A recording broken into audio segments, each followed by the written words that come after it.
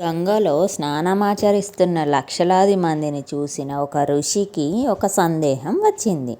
వెంటనే గంగానదినే అడిగాడట, అమ్మా, ఎందరో ఎన్నో పాపాలు చేసి నదిలో మునకలేస్తున్నారు. వారి వారి పాపం వదిలేస్తున్నారు. మరి ఇంత పాపభారం ఎలా మోస్తున్నావు తల్లి అని. అందుకా తల్లి, నాయనా, నేనెక్కడ ఆ పాపభారం మోస్తున్నాను? అవి అన్నీ తీసుకెళ్ళి ఎప్పటికప్పుడు సముద్రంలో కలిపేస్తున్నాను అని బదులిచ్చిందట. అయ్యో, అన్ని పుణ్యనదులు ఇంతే కదా, పాపాలన్నీ సముద్రంలోనే కలిపేస్తే ఆ సముద్రుడు ఎలా భరిస్తున్నాడో అనుకొని సముద్రాన్నే అడిగాడు, ఎలా మోస్తున్నావు ఈ పాపభారాన్ని అని. దానికి ఆ సముద్రుడు, నేనెక్కడ భరిస్తున్నాను? ఆ పాపాలను వెంటనే ఆవిరిగా మార్చి పైకి మేఘాలలోనికి పంపిస్తున్నాను అని బదులిచ్చాడట.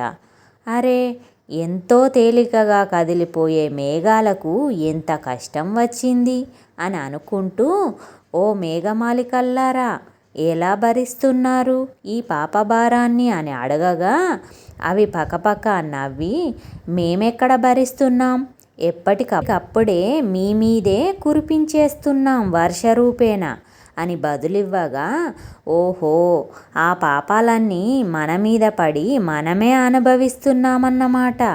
అయితే ఎట్టి పరిస్థితుల్లో కూడా ఎవరూ కూడా కర్మ ఫలితాలు వదిలించుకోలేమని గ్రహించాడు అక్కడ స్నానమాచరిస్తున్న ఋషి. ఈ తీర్థంలో స్నానమాచరించిన పుణ్యం కలుగును, ఆ తీర్థంలో స్నానమాచరించిన మోక్షం కలుగును అని తీర్థస్నానంనకై పరుగులెత్తడు మానవులు భ్రమకు లోబడినవారు. ఆత్మజ్ఞాన తీర్థంలో స్నానమాచరించని వారికి మోక్షమెటుల కలుగును?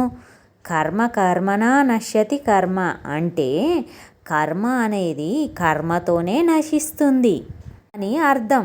నేను చెప్పిన కథ నచ్చితే ప్లీజ్ సబ్స్క్రైబ్ చేసుకోండి.